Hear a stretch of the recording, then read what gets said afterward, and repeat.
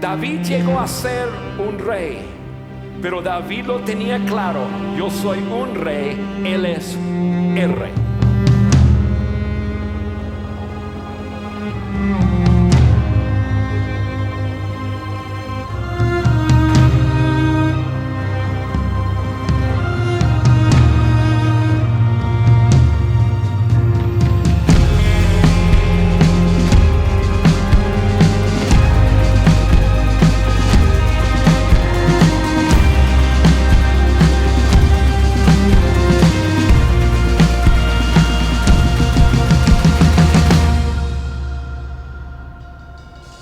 David te diría: yo me equivoqué, yo tomé el asunto en mis manos, yo me refugié en mis soluciones, yo me refugié en mi habilidad y me equivoqué tremendamente.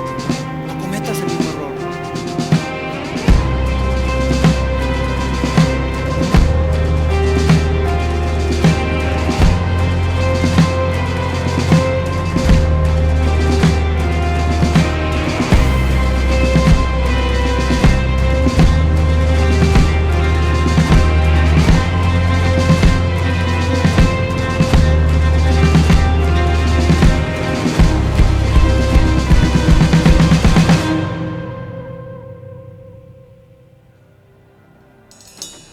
Y Abigail dice: aun y cuando David me iba a matar a mí, a mi esposo y a todos, yo le voy a contestar bendiciéndolo.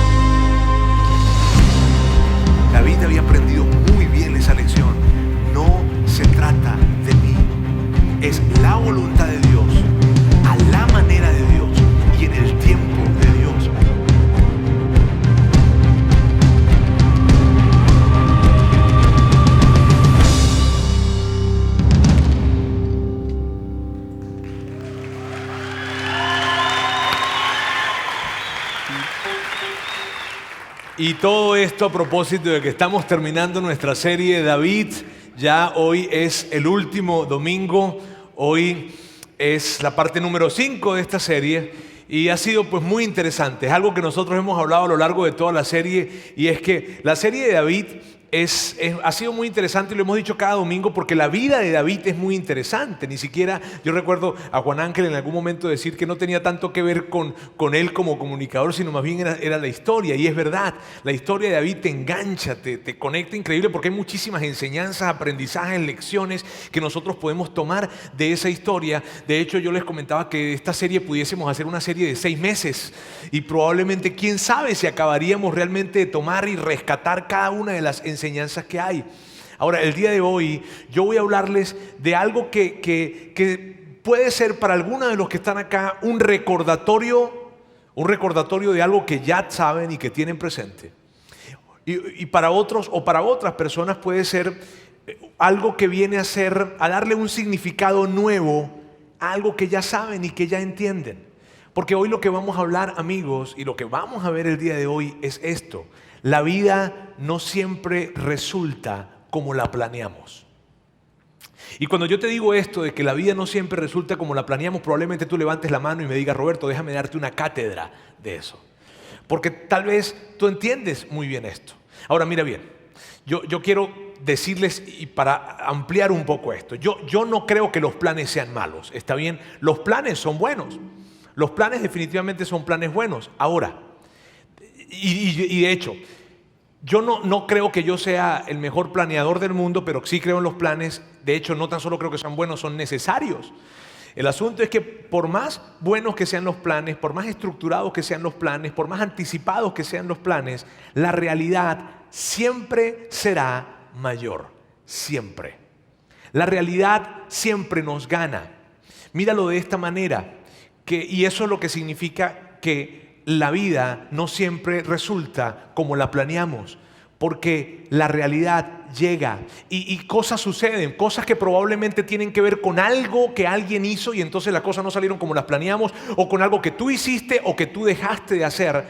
Pero el punto es de que algunos de nuestros sueños, y mira bien esto, algunos de nuestros sueños no se harán realidad. Y puede ser que tú no tengas la oportunidad de ir y entregar a tu hija en el altar. Y puede ser que ese bebé que tú tanto anhelas y que tanto pides por él, nunca llegue. Y puede ser que ese segundo matrimonio se empiece a sentir como el primero y que ya sea algo inevitable, un desenlace. Puede ser que ese hijo que se fue un día nunca regrese. Puede ser que esa enfermedad que está presente nunca se vaya. Y yo sé que es difícil escuchar esto, pero la realidad siempre es mayor. Y mira, el asunto con lo que te acabo de decir, y este es el gran asunto con lo que te acabo de decir, que depende de en qué iglesia tú creciste yendo, porque todos de alguna manera crecimos yendo a la iglesia, bien sea en la iglesia católica, o bien sea en la iglesia cristiana evangélica, o bien sea probablemente una sinagoga judía o en algún lugar, pero tú y yo crecimos, íbamos poco, íbamos mucho, pero ibas, y allí te decían algunas cosas, y depende de lo que te dijeron, y depende del lugar en donde tú estuviste yendo, depende, ¿verdad? Cuando llegan esos momentos en los que los sueños no se logran, cuando llegan esos momentos en donde vemos que los sueños ya no se van a hacer realidad, entonces nos enojamos con Dios y nos molestamos con Dios. ¿Por qué? Porque después de todo, Dios nos hizo promesas. Y entonces, como Dios nos hizo promesas, de alguna manera, fíjate bien, de alguna manera tú y yo tenemos una sensación. Y la sensación que tenemos, en la vida día a día es esta: que Dios nos debe algo. Ahora, no es algo que tú y yo decimos. Tú no dices, Dios me debe algo. No lo dices, pero cuando algo no sucede, cuando los sueños no se están cumpliendo, cuando los planes no se están realizando, cuando las cosas están complicadas, nos enojamos con Dios y le decimos, ¿qué onda, Dios? ¿Por qué? Porque de alguna forma tenemos esa sensación de que Dios nos debe algo. Y tú te esforzaste, tú le echaste ganas, tú trabajaste, tú hiciste lo que tenías que hacer, tú criaste a tus hijos bien, tú tenías ese sueño, ese deseo, y ese deseo no se cumple. De hecho, probablemente a una persona cerca de ti se cumplió, se esforzó la mitad de lo que tú te esforzaste, y a él sí se le cumplió ese deseo que tú tenías. Y eso viene para hacer tantas cosas dentro de nosotros. Así es que hoy, amigos, lo que vamos a hacer, y eso es una realidad. Y a mí me encantaría decirte, no te preocupes, que las cosas van a salir como tú planeas y como tú quieres, pero no es así. Y tal vez tú dices, yo no vine a la iglesia a escuchar esto, pero es la realidad. Y lo que vamos a hacer hoy es contestar una pregunta que es una pregunta difícil, pero que la misma vida de David nos ayuda a entender y a responder esa pregunta. ¿Está bien? La pregunta es esta: ¿qué debemos hacer cuando nuestros sueños no pueden hacerse realidad? Y es una pregunta difícil, es una pregunta complicada, porque, y tal vez tú dices, tú digas, pues yo quisiera más bien que sí se haga en realidad. Pero, Roberto, ¿por qué hablar de eso y en el final de la serie? ¿No sería más bien algo diferente? El punto es este: si hay alguien que toma la vida de David para verla, para estudiarla, su historia, tiene que hablar acerca de esto. Porque la vida de David nos ayuda a entender qué debemos hacer cuando nuestros sueños no se hacen realidad, porque los sueños de David no se hicieron realidad. Y por eso necesitamos hablar de esto. Y es bueno saber qué deberíamos hacer entonces. ¿Sabes? En los domingos pasados hablábamos de que los sueños de David no se hacían realidad, y no se hacían realidad porque había un loco, y el loco era Saúl, y Saúl lo estaba persiguiendo como desesperado, y que mientras que David debería estar en palacio siendo el rey, él estaba metido en una cueva, escondido y huyendo. Bien, y eso pasó con David alrededor de los 20, cuando estaba en los 20. Pero hoy vamos a empezar a hablar acerca de el momento, de una etapa en la vida de David en donde él tenía 50. O estaba alrededor de los 50 años, ¿sabes? ¿No? Los nuevos 40. ¿Está bien? Y en ese momento de David. Y Y mira bien, esta es una historia muy conocida, es una historia bien conocida, pero vamos a ir reconstruyéndola y viéndola. Fíjate, David ya tenía un poco más de 20 años de estar siendo el rey de Israel. Y él llega un día en donde envía a sus soldados para que vayan a pelear una batalla, pero él no fue. Y no sabemos por qué no fue. En esa oportunidad, él siempre iba, pero en esa oportunidad no fue. No sabemos por qué, porque no está escrito la razón por qué no haya ido. Total de que él se quedó y estuvo pues allí estando en palacio mientras que el ejército estaba peleando. En fin, un día, una tarde, él sale a la azotea de palacio, y en la azotea de palacio se alcanzaba a ver las otras casas. Y viendo las casas que se veían hacia allá, él ve que había una mujer que se estaba bañando. Bien, y cuando ve a esa mujer que se estaba bañando, él quedó fascinado con esa escena. ¿Está bien? Y quedó capturado por esa escena. Entonces él agarra y llama de inmediato a uno de sus sirvientes y le dice: óyeme, ¿y quién es esa mujer? Y entonces el sirviente le contesta: ella es Betsabé. Ella es la esposa de Urías. Y entonces él, mira qué bien, hagan algo, traigan a esa mujer. Y entonces los esclavos van, o los sirvientes van y traen a Betsabé. Cuando Betsabé llega, pues David la recibe, David va a hablar con ella, le dice: mira, Betsabé, yo te invité a que vinieras para acá porque yo quería preguntarte, ¿qué tipo de champú usas tú? No, ¿verdad? No fue para eso que la invitó. La invitó porque él quería algo, y total, esa noche David se acuesta con Betsabé. Ella se va, pasan los días, y entonces lo que sucede es que ella le envía una nota al rey David y le dice: rey, estoy embarazada.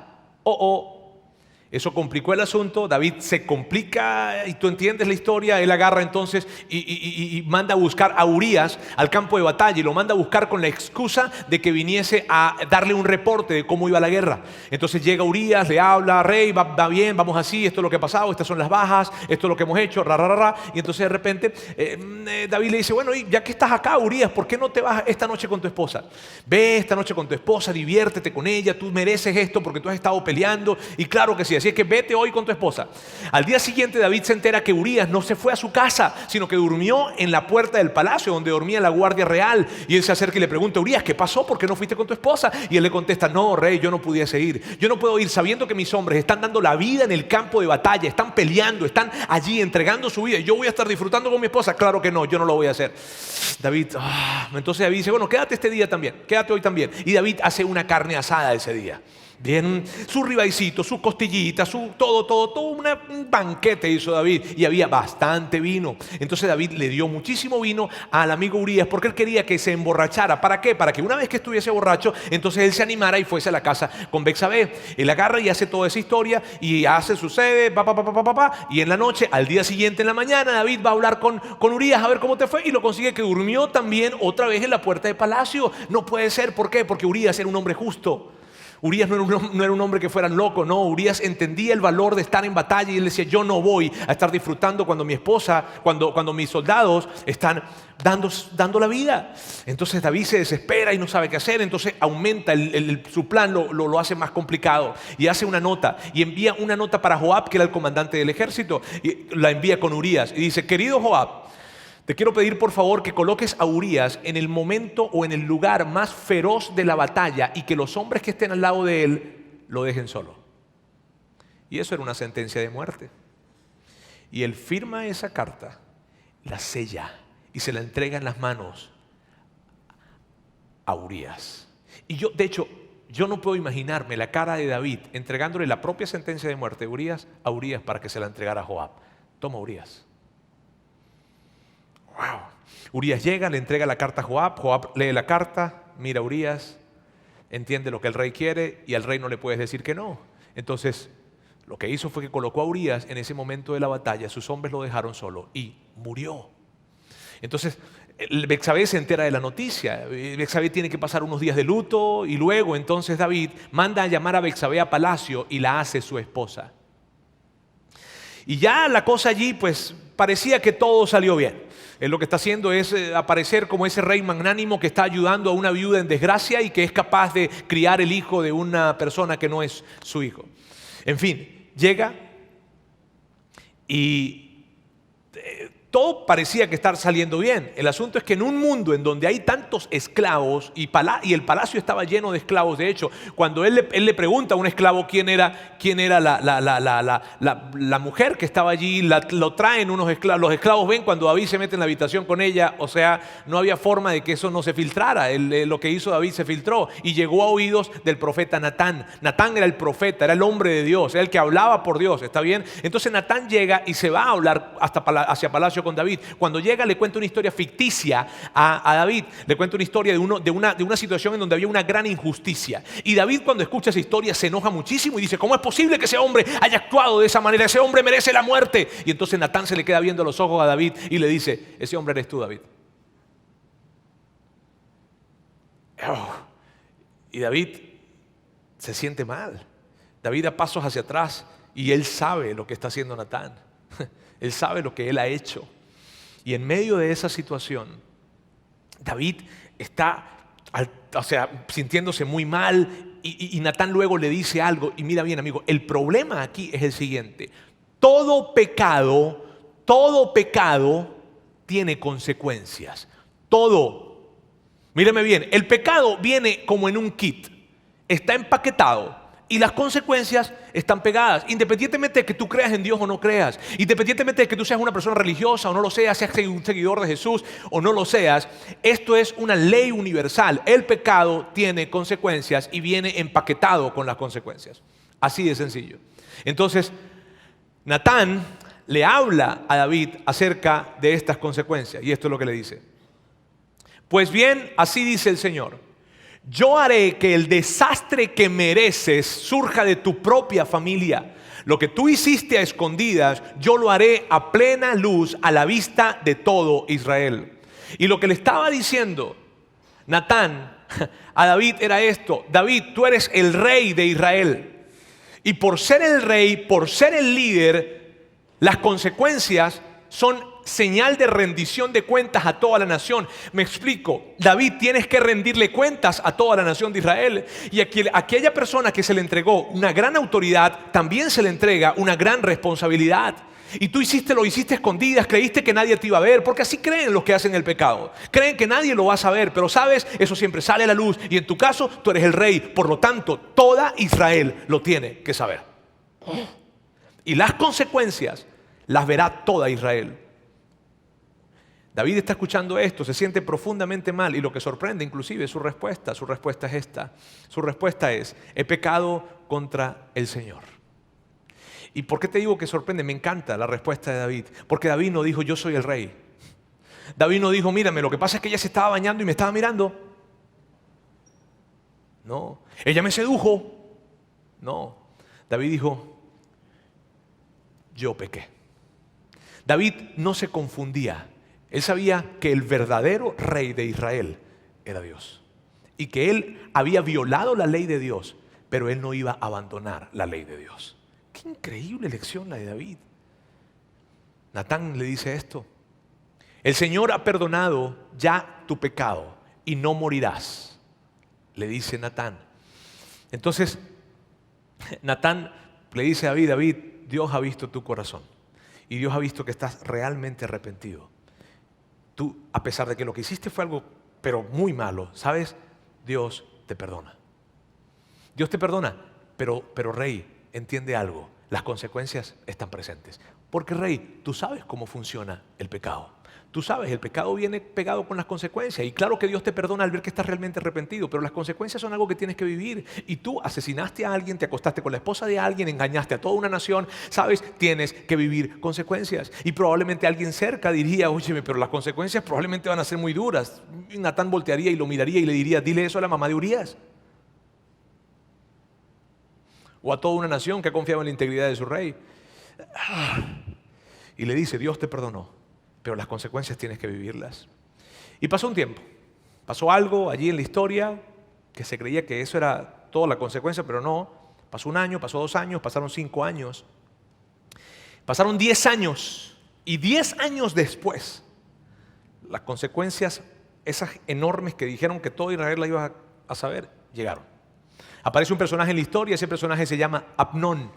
Amnón es el hijo mayor de David. Y Amnón era quien debía ser el sucesor de David.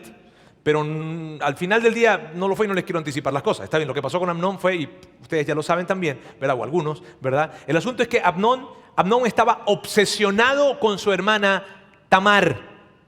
Y cuando te digo obsesionado, me refiero a que estaba obsesionado sexualmente con su hermana Tamar. Y él no dejaba de pensar en ella, pensar en ella nada que ver con él, y él estaba enfermo de deseo por ella. Entonces tuvo un plan, y su plan fue decir que estaba muy enfermo, escribirle a su papá, a David, y decirle: rey, aquí estoy, me siento sumamente mal, me siento sumamente enfermo, nada como la familia para cuidarme, entonces quería pedirte si puedes enviar a Tamar a mi casa para que me cuide. Y entonces David le dice: sí, está bien, no pasa nada. Y entonces Tamar va para casa de Amnón. Y entonces cuando llega Tamar a casa de Amnón, allí está, ella empieza a prepararle la comida, los alimentos para atender a su hermano. De repente Amnón dice: a ver, todos se van ya de aquí, y solamente te quedas tú, Tamar. Y se van todos, y cuando está solo con su hermana, entonces Amnón le dice a su hermana: quiero acostarme contigo, acuéstate conmigo. Y su hermana le dice: ¿qué? Claro que no. O sea, se escandaliza cuando dice eso. De hecho, literalmente esto es lo que dice. Pero ella exclamó: no, hermano mío, no me humilles, que esto no se hace en Israel, no cometas esta infamia. Pero Amnón no le hizo caso, sino que aprovechándose de su fuerza, se acostó con ella y la violó. Y esto se te hace repulsivo, y a mí también. Ver una persona que estaba enferma de deseo por su propia hermana, eran medio hermanos, porque ella era hija de David, al igual que Amnón, era su media hermana. Pero él agarra y, enfermo de deseo, quiere acostarse con ella, y como ella no quiere, la viola.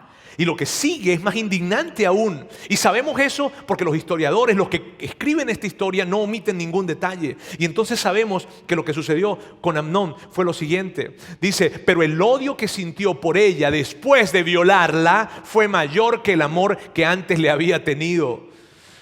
Así que le dijo: levántate y vete. Y tú ves eso y no puedes creer el enojo que puedes sentir. Si tal vez tú compartes ese enojo conmigo, pero yo veo a este hombre lleno, enfermo de deseo por su propia hermana, abusar de ella y luego decirle: vete. ¡Ah! Y David se entera de esto. Ella se fue corriendo por la casa de Amnón, llorando a gritos, diciendo qué es lo que había pasado en su cuerpo con ella, sintiéndose terrible. Imagínate eso. Y entonces, en medio de esa situación, David se entera, el rey David se entera que su hija fue violada por su hijo mayor. ¿Y sabes qué hizo David? Nada. Y tú dices: ¿qué? ¿Cómo que nada? Sí, probablemente no lo hizo porque no se sintió con la autoridad moral para hacerlo. No sabemos, porque no está escrito por qué. Pero no hizo nada. Y en medio de la historia aparece otro personaje. Ese personaje es Absalón. Absalón es el tercer hijo de David. Después conocemos en la historia de que era su hijo favorito, pero él es el tercer hijo. El segundo hijo parece que ya había muerto, hijo varón. Y entonces Absalón, que es hermano de Tamar, hermano de padre y madre, recibe a su hermana. Llega su hermana herida, con una tragedia, sintiéndose terriblemente mal. Él la recibe, ella le cuenta lo que pasó. Él le dice: ¿qué? ¿Amnón hizo eso? Sí, Amnón lo hizo. ¡No puede ser! Y se enoja tanto. Y entonces agarra a su hermana y le dice: quédate tranquila, Tamar, quédate tranquila, yo me voy a encargar, pero no digas nada. Y pasaron 2 años. Y entonces Absalón hizo una fiesta. Llamó primero a su papá. O sea, lo llamó no porque no había celulares en ese tiempo. Entonces le escribió una carta y le dice: rey, quiero hacer una fiesta, ¿pudiese venir a la fiesta? Y David le dice: no. Él sabía que su papá le iba a decir que no. Le dice: no, yo no voy a ir. ¿Me permite entonces que vengan todos mis hermanos? Sí, claro, que vayan, no hay problema. E hizo una gran fiesta en donde había mucho vino. Y entonces él les dio vino a todos, y cuando ya todos estaban borrachos, entonces él agarra y habla con sus hombres y le dice: acérquense a Amnón y mátenlo. Y entonces ellos llegaron y mataron a Amnón. Ahora imagínate, tú has estado en una fiesta, imagínate que estás en medio de la fiesta y de repente alguien se levantó y mató a uno de los que estaban ahí, que por cierto era tu hermano. Y porque habían muchos hermanos de la familia de David. En medio de todo eso hay todo un escándalo, gritos, la música probablemente se detuvo, se cayó el vino en el piso, las mesas se voltearon, la comida estaba toda derribada o tirada en el piso. Entonces se levantan creyendo que también los van a matar a ellos, y ellos se van. Y entonces, en medio de todo ese caos que está generado, Absalón se va hacia el norte, bien hacia el norte de Israel, lo que hoy en día podemos conocer como Siria. Entonces se va para allá huyendo también. El rey se entera, David se entera entonces que su hijo mayor ha sido asesinado por Absalón, que era su hijo favorito. Él se saca de onda y otra vez el rey David no hizo nada. Y hay tanto caos en esta historia. Y en medio de todo eso, recuerda, Absalón se va, David está en medio de toda esa situación y pasan 1, 2, 3 años, pasan. Y luego de que pasan estos 3 años, David extraña a Absalón, porque era su hijo favorito y él lo extrañaba, como un padre puede extrañar a un hijo.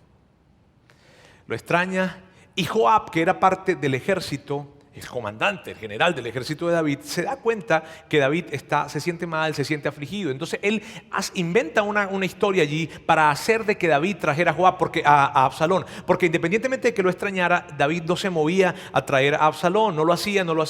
Total de que Joab se las ingenió para poder traer a Absalón. Viene Absalón. Llega Absalón. Ahora, cuando Absalón llega a la ciudad, a Jerusalén, no fue que David fue corriendo a ver a Absalón. No, pasaron 2 años cuando Absalón estaba en la ciudad, estaba en Jerusalén. David sabía que había vuelto, de hecho lo había buscado, pero no quería verlo todavía. Y eso saca de onda por completo a Absalón y le dice, pero ¿y qué te pasa?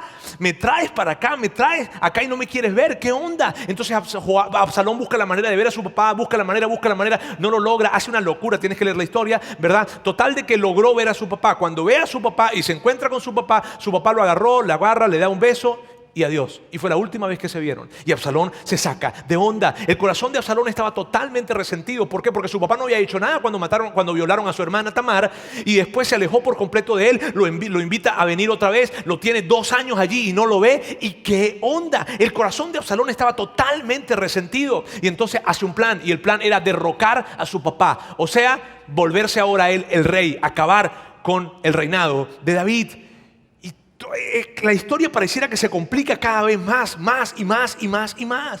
Entonces lo que hizo Absalón fue que empezó por una estrategia a ganarse el corazón de la gente de Israel. Y cuando se acercaban, ahí él se colocaba en las puertas de Jerusalén. Y cuando se acercaban entonces las personas, él decía, ¿qué problemas tienes?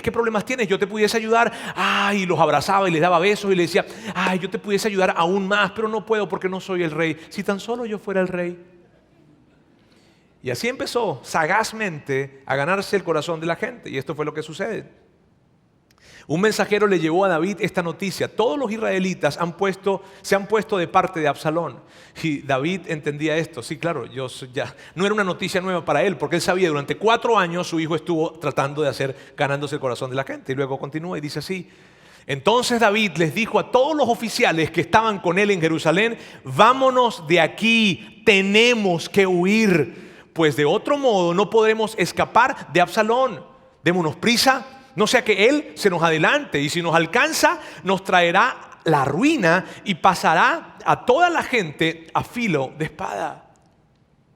Y lo que está sucediendo acá es que David quiere evitar una masacre en Jerusalén. Él entiende que cuando llegue Absalón, si él está allí con su gente, va a haber una masacre. Él quiere evitarla y entonces David se convierte otra vez en un fugitivo. Algo que nunca soñó David, porque ahora no tenía 20 años, ahora tenía 61 años.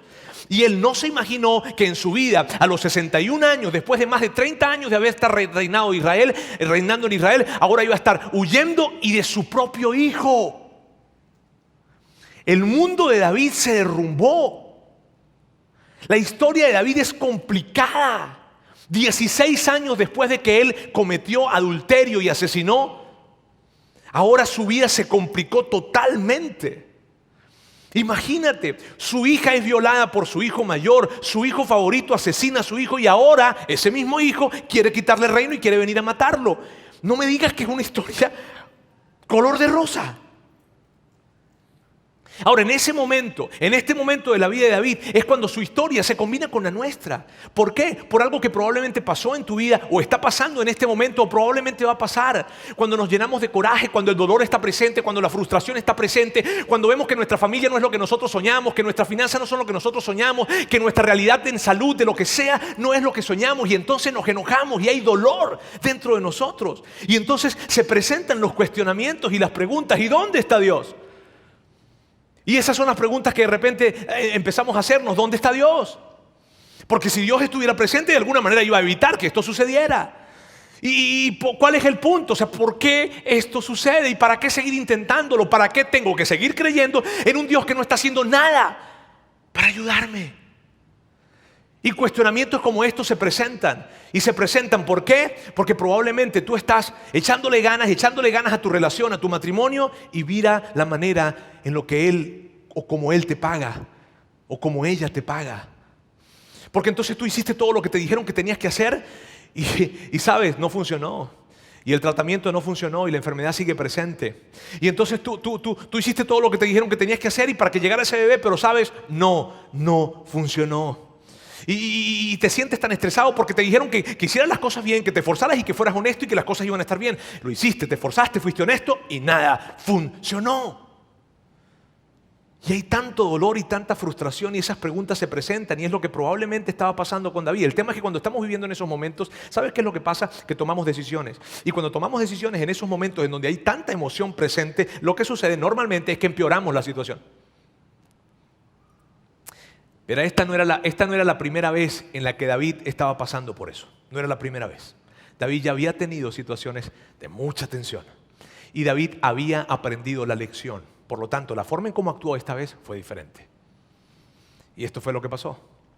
Todo el pueblo lloraba a gritos mientras David pasaba con su gente. Y cuando el rey cruzó el arroyo de Cedrón, toda la gente comenzó la marcha hacia el desierto, porque David decidió irse, tenemos que irnos. Él no sabía dónde iba, pero él sabía que tenía que irse. Y toda la gente en la ciudad empezaron a ver cómo se iba David y les dolía. Les dolía que David se fuera porque amaban a David. Él se va con toda su familia y se fue con un contingente de su ejército y gente que estaba cerca de él, y él se va. La gente está dolida, la ciudad está dolida porque él se está yendo. Y entonces esto es lo que sucede. Entre ellos se encontraba también Sadoc con los levitas que llevaban el arca del pacto de Dios. Y estos son detalles importantes que no podemos pasar por alto. Sadoc era el sumo sacerdote, o sea, era el que tenía la mayor autoridad en términos de la iglesia, el templo judío. No había templo en ese momento. Pero bueno, los levitas eran quienes estaban consagrados al servicio a Dios y el arca del pacto representaba, para los judíos el arca del pacto representaba la presencia de Dios, el lugar en donde habitaba la presencia de Dios. Entonces, fíjate bien esto, si un judío quería estar cerca de la presencia de Dios, entonces tenía que estar cerca del arca del pacto. Esa es la forma en donde podías estar más cerca. Y cuando los que están allí en Jerusalén están viendo que David se está yendo y se está yendo el arca con él, ¿qué crees que están pensando? Se está yendo la presencia de Dios de acá. Entonces había mucha tensión en esto. Entonces David entendía muy bien lo que ellos estaban pensando. Entonces esto es lo que hace David. Luego le dijo el rey al sacerdote Sadoc: devuelve el arca de Dios a la ciudad. Ahora, eso tuvo que generar muchísima tensión con las personas que iban alrededor de David. Porque los que iban alrededor de David, esto es lo que estaban pensando. Estamos huyendo otra vez, ¿por qué no enfrentar a Absalón más bien? En fin, tenemos que huir, no sabemos ni a dónde vamos al desierto, vamos a dónde. Pero bueno, al menos el arca va con nosotros. Al menos Dios va con nosotros. Su presencia está yendo con nosotros, porque si el arca iba, su presencia iba. Así es que cuando él dice, regresen el arca, híjole, lo que eso representaba era esto: Dios está con Absalón, no está con David. La cosa era compleja. Ahora escucha la razón por la que David le dice eso. Y la razón es increíble.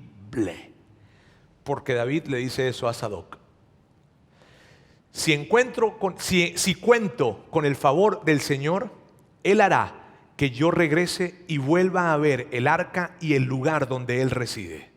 Pero si el Señor me hace saber que yo no le agrado, quedo a su merced y puede hacer conmigo lo que mejor le parezca. David, es increíble esta respuesta. David está diciendo: aquí estoy. Las cosas no van a ser a mi manera. Muchas veces las he hecho a mi manera y no han salido bien. Haz lo que tú quieras hacer. Y tú y yo no podemos perder de vista, el gran mensaje que aquí está. Y es este: David perdió su mundo, pero nunca perdió su confianza en Dios. Y aun cuando David ve que todo se está derrumbando, su familia, todo se está derrumbando, él dice: aquí estoy. Y aunque yo pueda creer que tú estás queriendo abandonarme, yo no me voy a alejar de ti. ¡Wow! Escúchame, esta es la gran enseñanza de David. ¡Wow! David se acerca, dice, yo no me voy a alejar. Claro que no.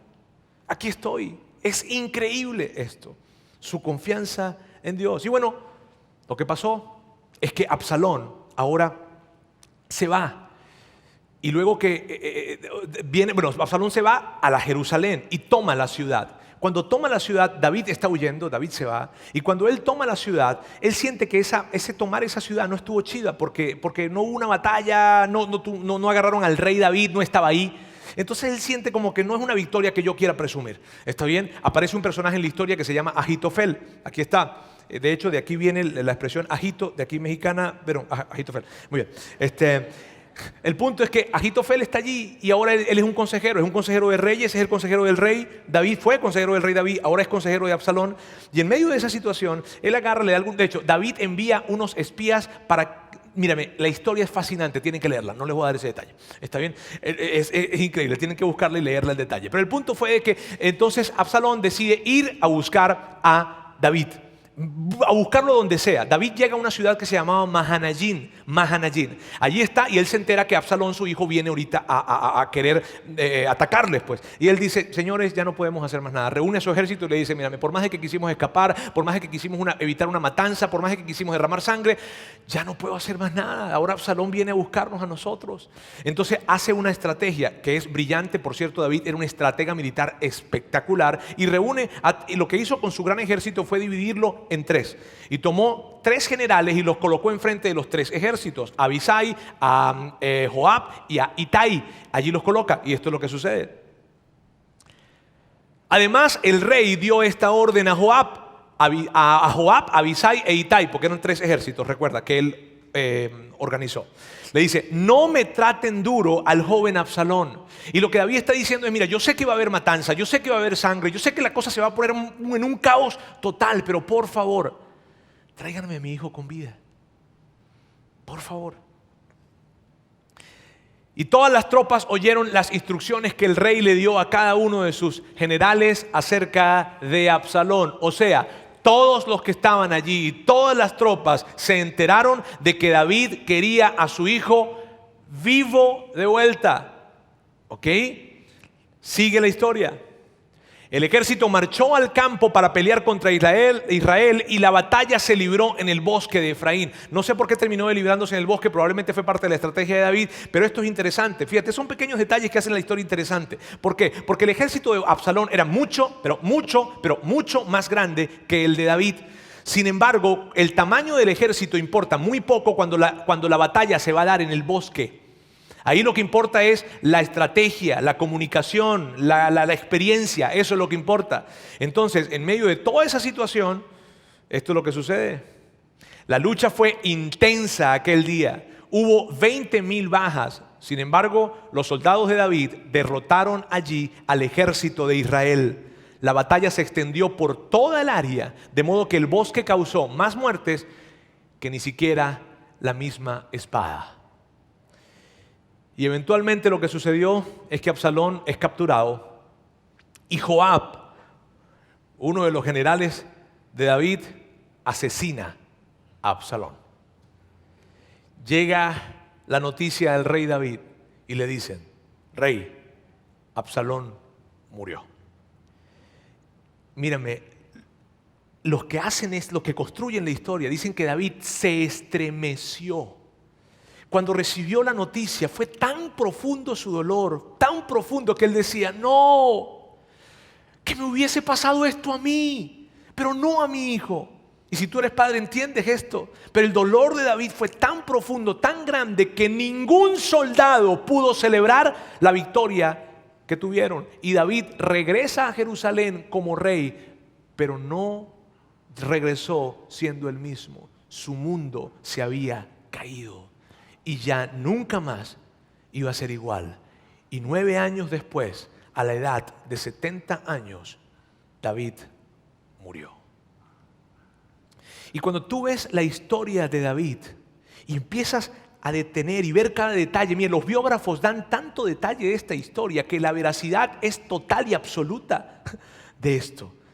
Cuando dan cada detalle, ves el giro, ves lo que hizo, ves sus errores, sus pecados. Pero mírame bien, de todo lo que hizo David, yo quiero que tú estés conmigo en esto, por favor. De todo lo que hizo David, de todos sus altibajos, de todos sus errores, de todos sus pecados, lo que no podemos perder de vista es el enfoque de la vida de David. Y el gran enfoque de la vida de David no fueron sus victorias, no fue cuando mató a Goliat, no, para nada. El gran enfoque de la vida de David es este. Señores, David nunca perdió su confianza en Dios. La historia de David no es una historia de grandes logros y grandes conquistas, para nada. Es la historia de un hombre que nunca perdió su confianza en Dios. Y aun cuando las cosas iban terriblemente mal y no iban a mejorar, él seguía creyendo que Dios era un Dios confiable. Amigos, el final de la historia de David no es un final feliz. Nadie puede decir que la historia de David fue wow, y fue rey hasta los 70 años. No. Fue una historia de muchísima tragedia. Y amigos, esto es muy importante, muy, muy importante. Porque el mensaje que está implícito en esto es lo siguiente. El cimiento, la base de nuestra fe no son los finales felices ni una oración respondida. ¿Y por qué te quiero decir esto? Porque tú y yo tendemos a confiar en Dios porque nuestros planes se cumplan o para que nuestros planes se cumplan. Pero el cimiento de nuestra fe, lo que sostiene nuestra fe, no es que Dios va a responder nuestras oraciones. Mira bien, un final que no sea feliz o una oración que no sea respondida no habla nada de la bondad, de la fidelidad o de la presencia de Dios en nuestra vida. Nada. Ahora bien, ¿y por qué yo aclaro esto? Porque tú y yo tenemos una gran tendencia y tenemos que tener cuidado con esa tendencia. La gran tendencia que tenemos tú y yo es esta. Dios contestó mi oración. Ay, Dios es tan bueno. Dios no contestó mi oración, no creo en Dios. Me voy a alejar de la iglesia, de todo. ¿Para qué? ¿Para qué? ¿Para qué fui? ¿Para qué fui al campamento? ¿Para qué voy a la iglesia? ¿Qué sentido tiene si las cosas no cambian? Mírame.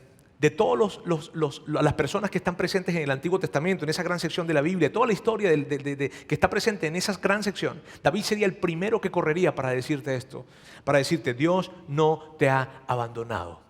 ¿Por qué? Porque yo sé que es normal que tú puedas pensar que Dios te ha abandonado, que tú puedas decir, mirar hacia el cielo y decir, ¿dónde estás?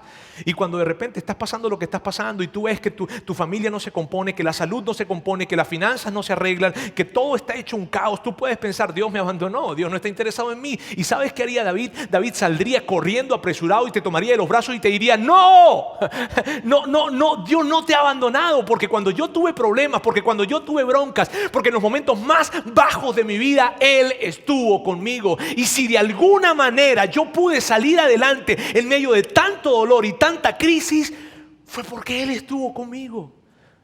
Él no te ha abandonado. Y eso es lo que David nos diría y nos gritaría. Pero los sueños de David no se hicieron realidad. Y mírame, mis sueños, yo tengo sueños que no se han hecho realidad y que no se van a hacer realidad. Yo nunca soñé que mis padres se murieran a los 32 años. Y más coraje me da cuando veo gente que es mayor que yo y que tiene sus padres vivos. Yo nunca soñé con eso. ¿Sabes qué soñé yo? Que mis hijos conocieran a sus abuelitos.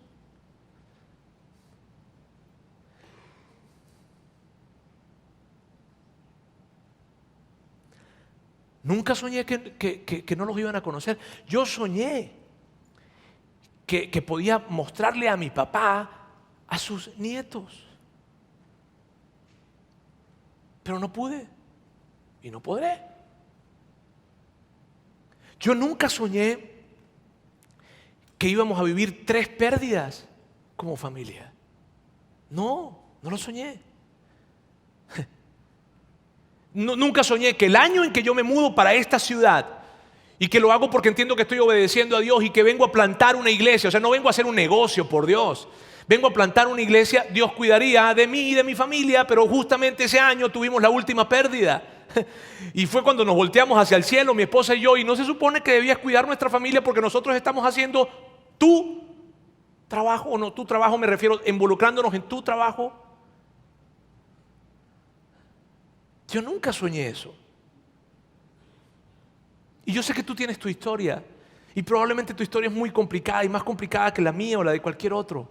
Pero la pregunta que tú y yo tenemos que hacernos es esta: ¿qué vamos a hacer si nuestros sueños no se cumplen? ¿Nos vamos a alejar de Dios? Yo me he hecho esa pregunta. Yo me he hecho esta pregunta. ¿Qué voy a hacer si no tengo la oportunidad de entregar a mi hija en un altar? ¿Qué voy a hacer si mis hijos un día no llegan a estar? ¿Voy a alejarme de Dios?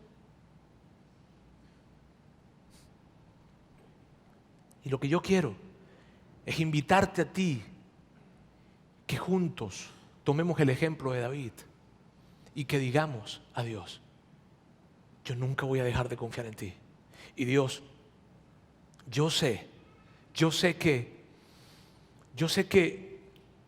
que tú puedes hacer algo.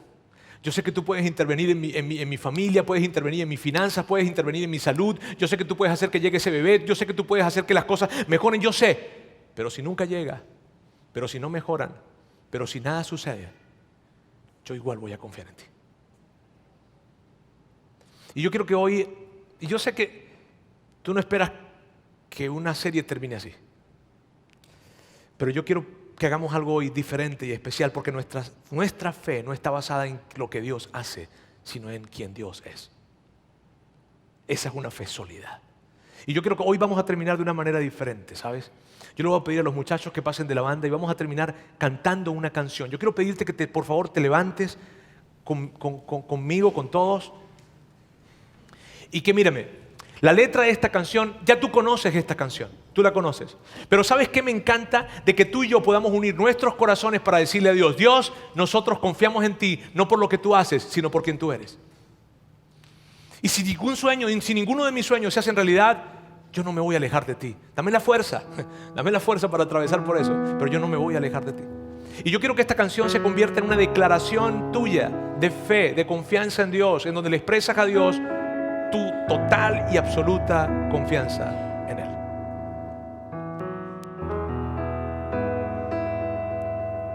Mi vida te daré, confiaré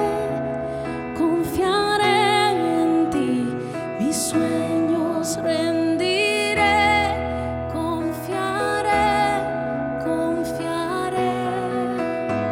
Cambiaste mi ser, jamás seré igual, es por tu amor, cambiaste mi ser, jamás seré igual, es por tu amor.